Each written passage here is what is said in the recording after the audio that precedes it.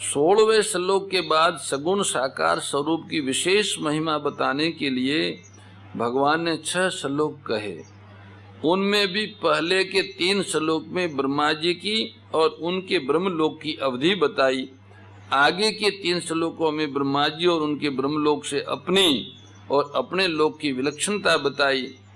ब्रह्मा जी के सूक्ष्म शरीर से भी मेरा स्वरूप विलक्षण है। उपासना की जितनी गतियों है वे सब मेरे स्वरूप के अंतर्गत आ जाती है। ऐसा वह मेरा सर्वोपरि स्वरूप केवल मेरे परायण होने से अनन्य भक्ति से प्राप्त होता है। मेरा स्वरूप प्राप्त होने पर फिर साधक की न तो अन्य स्वरूपों की तरफ वृत्ति जाती है और न उनकी आवश्यकता ही रहती है। उसकी वृत्ति केवल मेरे स्वरूप की तरफ ही जाती है।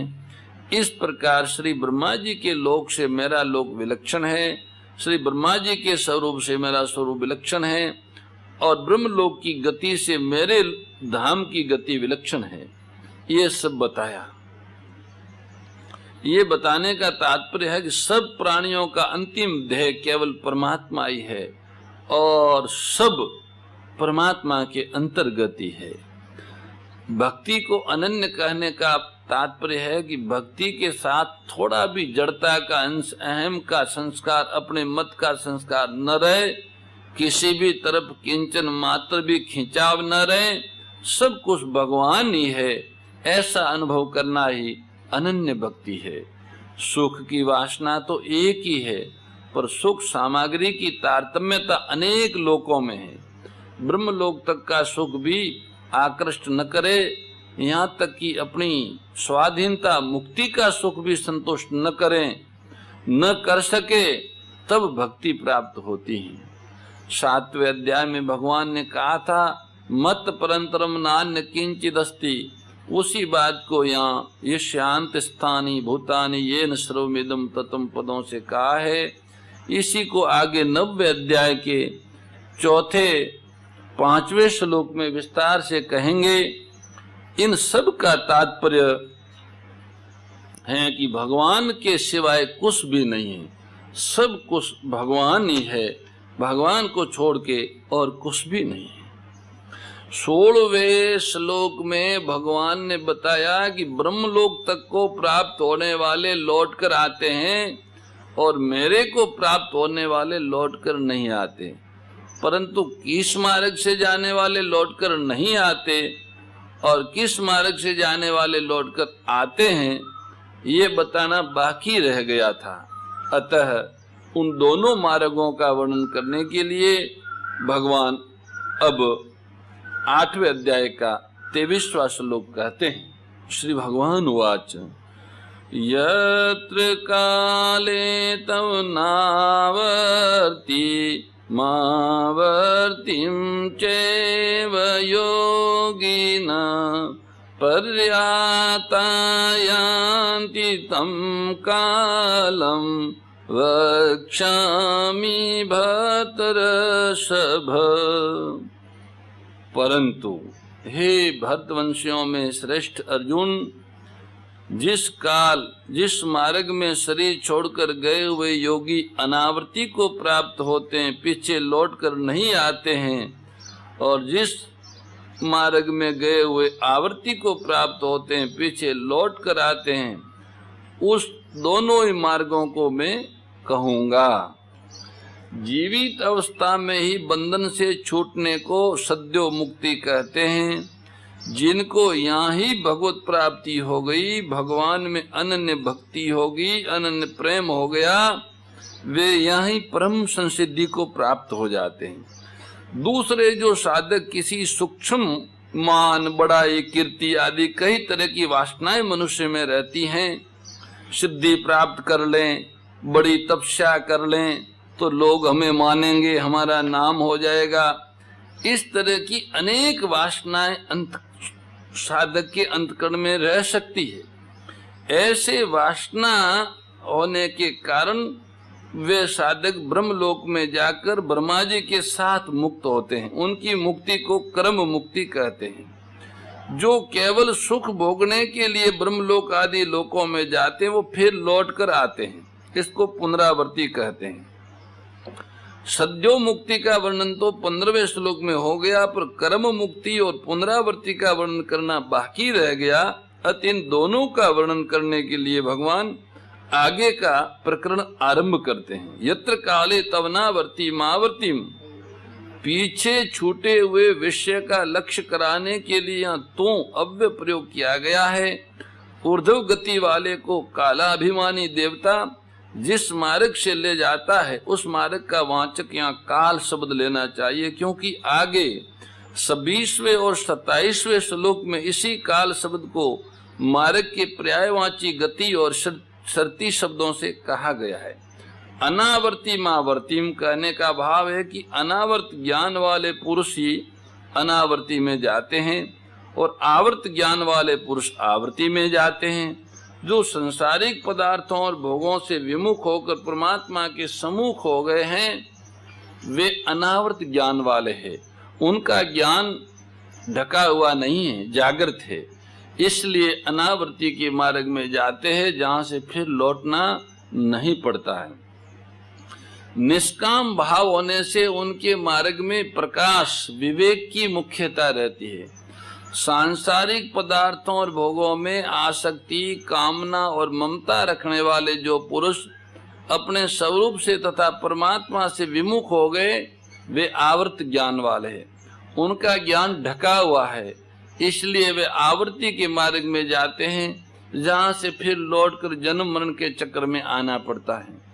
सकाम भाव होने से उनके मार्ग में अंधकार अविवेक की मुख्यता रहती है। जिनका परमात्म प्राप्ति का उद्देश्य है पर भीतर में आंशिक वासना रहने से वे अंत काल में विचलित मना होकर पुण्यकारी लोकों भोग भूमियों को प्राप्त करके फिर वहां से लौटकर आते हैं। ऐसे योग भ्रष्टों को भी आवर्ती वालों के मार्ग के अंतर्गत लेने के लिए यहाँ चैव पद आया है। निष्काम और सकाम दोनों पुरुषों के लिए योगिन पद आया है। जो परिवर्तनशील प्रकृति के साथ संबंध रखता है उसको पीछे लौटकर आना पड़ता है, परंतु जो परिवर्तनशील प्रकृति के साथ संबंध नहीं रखता उनको पीछे लौटकर नहीं आना पड़ता है। अब उन दोनों में से पहले शुक्ल मार्ग का लौटकर न आने वाले मार्ग का वर्णन करते हैं। अग्निर ज्योतिर शुक्ल षण्मासा उत्तरायणं तत्र पर्याता गच्छन्ति ब्रह्म ब्रह्म विदो जना। प्रकाश स्वरूप अग्नि का अधिपति देवता, दिन का अधिपति देवता, शुक्ल पक्ष का अधिपति देवता, जिस मार्ग में ये 6 महीनों वाले उत्तरायण का अधिपति देवता है, उस मार्ग से शरीर छोड़कर गए हुए ब्रह्मवेता पुरुष पहले ब्रह्मलोक को प्राप्त होकर पीछे ब्रह्मा के साथ ब्रह्म को परमात्मा को प्राप्त हो जाते हैं। इस भूमंडल पर शुक्ल मार्ग में सबसे पहले अग्नि देवता का अधिकार रहता है। अग्नि रात्रि में प्रकाश करती है, दिन में नहीं, क्योंकि दिन के प्रकाश की अपेक्षा अग्नि का प्रकाश सीमित है। अतः अग्नि का प्रकाश थोड़ी दूर तक तथा थोड़े समय तक रहता है और दिन का प्रकाश बहुत दूर तक बहुत समय तक रहता है। शुक्ल पक्ष 15 दिनों का होता है, जो कि पितरों की एक रात है। इस शुक्ल पक्ष का प्रकाश आकाश में बहुत दूर तक और बहुत दिनों तक रहता है। इसी तरह से जब सूर्य भगवान उत्तर की तरफ चलते हैं तब उसको उत्तरायण कहते हैं, जिसमें दिन का समय बढ़ता है। वह उत्तरायण 6 महीनों का होता है, जो कि देवताओं का एक दिन है। उस उत्तरायण का प्रकाश बहुत दूर तक और बहुत समय तक रहता है। जो शुक्ल मार्ग में प्रकाश की बहुलता वाले मार्ग में जाने वाले हैं वे सबसे पहले ज्योति स्वरूप अग्नि देवता के अधिकार में आते हैं। अग्नि देवता का अधिकार है, वहां से पार कराकर अग्नि देवता उन जीवों को दिन के देवता को सौंप देते हैं। दिन का देवता उन जीवों को अपने अधिकार तक ले जाकर शुक्ल पक्ष के अधिपति देवता को समर्पित कर देता है। वह शुक्ल पक्ष का अधिपति देवता अपनी सीमा को पार कराकर उन जीवों को उत्तरायण के अधिपति देवता को सुपुर्द कर देता है। फिर वह उत्तरायण का अधिपति देवता उनको ब्रह्मलोक के अधिकारी देवता को समर्पित कर देता है। इस प्रकार वे कर्म पूर्वक ब्रह्मलोक में पहुंच जाते हैं। ब्रह्मा जी की आयु तक वे वहां रहकर महाप्रलय में ब्रह्मा जी के साथ मुक्त हो जाते हैं, सच्चिदानंद घन परमात्मा को प्राप्त हो जाते हैं। यह ब्रह्मविद पद परमात्मा को परोक्ष रूप से जानने वाले मनुष्यों का वाचक है। अपरोक्ष रूप से अनुभव करने वाले ब्रह्मज्ञानियों का नहीं, कारण कि अगर वे अपरोक्ष ब्रह्मज्ञानी होते तो यहाँ ही मुक्त हो जाते, उनको ब्रह्मलोक में जाना ही नहीं पड़ता। पहले साधना अवस्था में जिनके मित्र ब्रह्मलोक की वासना अथवा अपने मत का आग्रह रहा है, वे कर्म मुक्ति से पहले ब्रह्मलोक में जाते हैं और फिर महाप्रलय होने पर ब्रह्मा जी के साथ मुक्त होते हैं। ब्रह्मणा ही ते सर्वे संप्राप्ते प्रतिसंचरे परस्यांते कर्तात्मान प्रविशन्ति परम पदम। कूर्म पुराण का ये श्लोक है। ब्रह्मा की आयु पूर्ण होने पर जब महाप्रलय काल उपस्थित होता है तो वे संपूर्ण शुद्ध अंतकरण वाले पुरुष ब्रह्मा के साथ ही परम पद में प्रवेश कर लेते हैं। उपनिषदों में शुक्ल मार्ग के कर्म का अलग अलग ढंग से वर्णन किया गया है। सांदोग्य उपनिषद के अनुसार अर्ची का देवता, दिन का देवता, शुक्ल पक्ष का देवता, उत्तरायण का देवता, संवत्सर का देवता, आदित्य, चंद्रमा, विद्युत और फिर अमानव पुरुष के द्वारा ब्रह्मलोक में ब्रह्मा के पास ले जाना बताया है। ऐसे ही बृहदारण्यक उपनिषद में ज्योति का देवता, दिन का देवता, शुक्ल पक्ष का देवता, उत्तरायण का देवता, आदित्य, विद्युत और फिर मानस पुरुष द्वारा ब्रह्मलोक की प्राप्ति बताई है। ब्रह्मसूत्र में भी इस पर विचार किया गया है। शुक्ल मार्ग को उपनिषदों में देवयान, अर्ची मार्ग, उत्तर मार्ग, देवपथ और ब्रह्मपथ नाम से कहा गया है। अब आगे दक्षिणायन मार्ग की चर्चा है। ये तो उत्तरायण मार्ग हुआ। अब आगे जो है दक्षिणायन मार्ग से, कृष्ण मार्ग से लौट कर आने वाले जो उसमें कोई जाता है तो उनका वापिस आना होता है, इसका वर्णन है। धूम का अधिपति देवता, रात्रि का अधिपति देवता, कृष्ण पक्ष का अधिपति देवता और 6 महीनों वाले दक्षिणायन का अधिपति देवता, उस मार्ग से गया हुआ सकाम मनुष्य चंद्रमा की ज्योति को प्राप्त होकर लौट आता है, जन्म मरण को प्राप्त हो जाता है। देश और काल की दृष्टि से जितना अधिकार अग्नि प्रकाश के देवता को है, उतना ही अधिकार धूम अंधकार के देवता को है।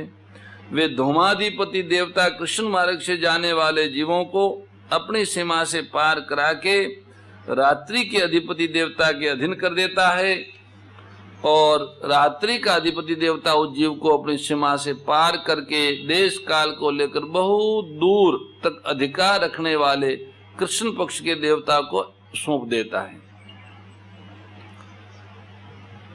वह देवता उस जीव को चंद्रलोक के अधिपति देवता को सौंप देता है। इस प्रकार कृष्ण मार्ग से जाने वाला वह जीव धूम, रात्रि, कृष्ण पक्ष और दक्षिणायन के देश को पार करता हुआ चंद्रमा की ज्योति को, जहां अमृत का पान होता है, ऐसे स्वर्गादि दिव्य लोकों को प्राप्त हो जाता है। फिर अपने पुण्यों के अनुसार न्यूना अधिक समय तक वहां रहकर भोग कर पीछे लौट आता है।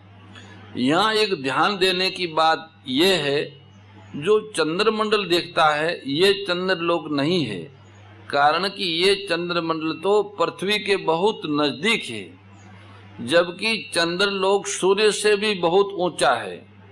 उसी चंद्रलोक से अमृत इस चंद्रमंडल में आता है, जिससे शुक्ल पक्ष में औषधियों पुष्ट होती हैं। अब एक समझने की बात, यहाँ जिस कृष्ण मार्ग का वर्णन है वह शुक्ल मार्ग की अपेक्षा कृष्ण मार्ग है। वास्तव में तो ये मार्ग ऊंचे ऊंचे लोकों में जाने का है। सामान्य मनुष्य मरकर मृत्यु लोक में जन्म लेते हैं, जो पापी होते हैं वे आसुरी योनियों में जाते हैं और उनसे भी जो अधिक पापी होते हैं वो नरक के कुंडों में जाते हैं। इन सब मनुष्यों से कृष्ण मार्ग से जाने वाले बहुत श्रेष्ठ है। वे चंद्रमा की ज्योति को प्राप्त होते हैं। ऐसा कहने का ये भाव है कि संसार में जन्म मरण के जितने मार्ग है उन सब मार्गों से ये कृष्ण मार्ग ऊर्ध्व गति का होने से श्रेष्ठ है और उनकी अपेक्षा प्रकाशमय है। यहाँ सकाम मनुष्यों को भी योगी क्यों कहा गया, इसके अनेक कारण हो सकते हैं। उसमें से कुछ बातें गीता में भगवान ने मरने वाले प्राणियों की 3 गतियां बताई, ऊर्ध्व गति, मध्य गति, अधोगति। इनमें से ऊर्ध्व गति का वर्णन इस प्रकरण में हुआ। मध्य गति और अधोगति से ऊर्ध्व गति श्रेष्ठ होने के कारण यहाँ सकाम मनुष्यों को भी योगी कहा गया है। जो केवल भोग भोगने के लिए ही ऊंचे लोकों में जाता है, उसने स्वयं पूर्वक इस लोक के भोगों का त्याग किया है। इस त्याग से उसकी यहाँ के भोगों के मिलने और न मिलने में समता हो गई। इस आसंगिक समता को लेकर ही उसे यहाँ योगी कहा गया है। जिनका उद्देश्य परमात्मा प्राप्ति का है, पर अंत काल में किसी सूक्ष्म भोग वासना के कारण वे योग से विचलित मना हो जाते हैं, वे ब्रह्मलोक आदि ऊंचे लोकों में जाते हैं और वहां बहुत समय तक रहकर पीछे भूमंडल पर आते हैं, श्रीमानों के घर में जन्म लेते हैं। ऐसे योग भ्रष्ट मनुष्य का भी जाने का यही मार्ग होने से यहाँ सकाम मनुष्य को भी योगी कहा है। भगवान ने पीछे के श्लोक में ब्रह्म प्राप्त होने वालों के लिए ब्रह्मविदो जना कहकर बहुवचन का प्रयोग किया और यहाँ चंद्रमा की ज्योति को प्राप्त होने वालों के लिए योगी कहकर एक वचन का प्रयोग किया। इससे ऐसा अनुमान होता है कि सभी मनुष्य परमात्मा की प्राप्ति के अधिकारी हैं।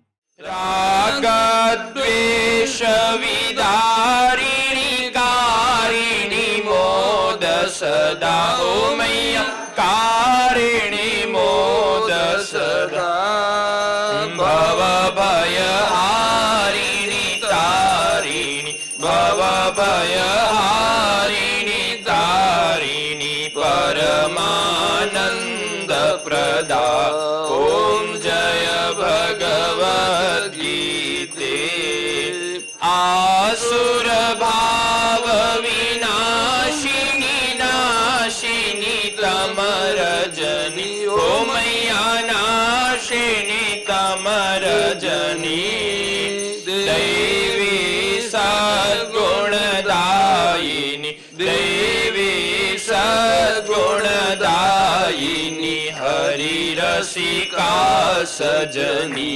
ओम जय भगवद गीते।